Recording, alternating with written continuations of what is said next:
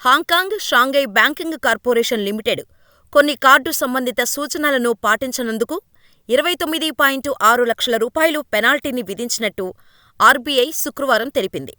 బ్యాంకుల credit card, debit card, RuPay denominated co branded prepaid card కార్యకలాపాలపై reserve bank of India జారీ చేసిన కొన్ని సూచనలను పాటించనందుకు ఈ భారీ పెనాల్టీ విధించినట్టు సెంట్రల్ బ్యాంక్ ఒక ప్రకటనలో పేర్కొంది.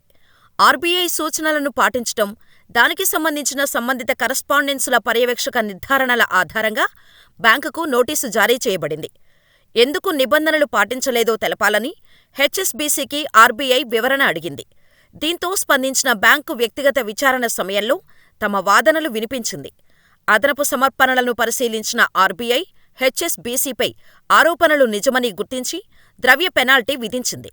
నిర్దిష్ట క్రెడిట్ కార్డు ఖాతాలలో కనీసం చెల్లింపు బకాయిలను గణించేటప్పుడు ప్రతికూల రుణ విమోచన లేదని నిర్ధారించుకోవడంలో బ్యాంకు విఫలమైందని ఆర్బీఐ పేర్కొంది.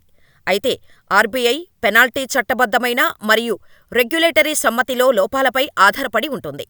హెచ్ఎస్బీసీ తమ కస్టమర్లతో కుదుర్చుకున్న ఏదైనా లావాదేవీలు లేదా ఒప్పందం చెల్లుబాటుపై వివరణ ఇవ్వలేదని తెలిపింది.